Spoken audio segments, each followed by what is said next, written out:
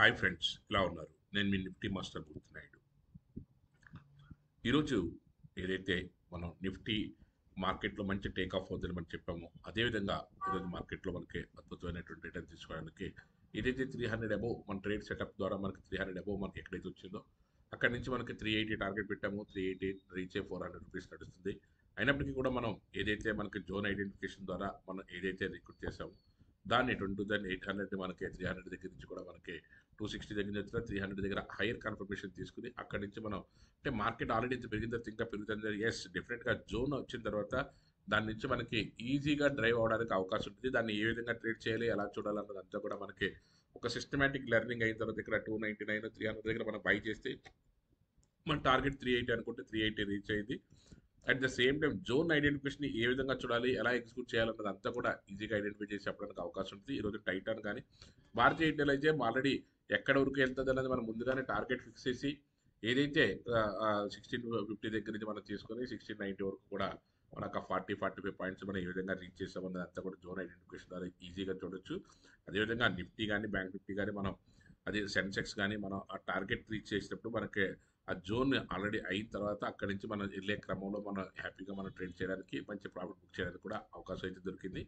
ఆ విధంగా మీరు కూడా రెగ్యులర్గా కన్సిస్టెంట్గా ప్రాఫిట్ కావాలనుకుంటే ఖచ్చితంగా మనం ఏదైతే జోన్ ఐడెంటిఫికేషన్ చెప్తున్నామో దాని నుంచి మనకి ఈజీగా డ్రైవ్ అవ్వడానికి అవకాశం ఉంటుంది. కాబట్టి ఆ విధంగా చేసినట్టయితే మనకి మంచి ప్రాఫిట్స్ రావడానికి అవకాశం ఎక్కువగా ఉంటుంది. అదేవిధంగా స్టాక్స్లో కూడా మనం ఏదైతే చెప్తున్నామో బీడీఎల్ కానీ అదేవిధంగా జేఎస్డబ్ల్యూ ఇన్ఫ్రా కానీ మనం ఏదైతే స్టాక్స్ మనం రికమెండ్ చేసామో ఆ స్టాక్స్లో అన్నింటిని కూడా మళ్ళీ మనకి మంచి స్కోప్ అయితే ఉంది పెరగడానికి. అట్ ద సేమ్ టైమ్ ఏదైతే మనకి ఈ మెథడెక్స్ ఏదైతే మ్యాక్స్ వెల్త్ ఏదైతే ఉందో ఆ మ్యాక్స్ వెల్త్ కానీ ఏదైనప్పుడు కూడా మార్కెట్లో మంచి మూమెంట్ రావడానికి అద్భుతమైనటువంటి అవకాశం అయితే ఇచ్చింది. అదేవిధంగా ఇది ఇన్ఫ్రా కానీ జేఎస్డబ్ల్యూ ఇన్ఫ్రా కానీ మనకు మంచి ప్రాఫిట్ తీసుకురావడానికి అవకాశం అయితే ఉంది.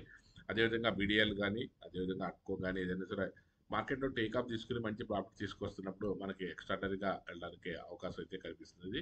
అదేవిధంగా బీడీఎల్ లాంటి స్టాక్లో కూడా మనం హైలీ రికమెండ్ చేసాము. దాంతో పాటుగా మనకి ఏదైతే మనకి టొరంటో పవర్ కానీ టాటా పవర్ కానీ అదాని ఎంటర్ప్రైజెస్ కానీ అదేవిధంగా ఇండిగో కూడా మనకి మార్కెట్లో టేకాఫ్ తీసుకుంటుందని మనం ఒక 2 వీక్స్ బ్యాకే మనం చేయడం జరిగింది. 4500 above any you can buy and hold అని చెప్పాము. మనకి ఇండిగో కూడాను అదేవిధంగా మార్కెట్లో టాటా మోటార్స్తో పాటుగా ఐషర్ మోటార్స్ కూడా ఒక మంచి మూమెంట్ వస్తుందని మనం 4800 దగ్గర నుంచి కూడా చెప్తున్నాము.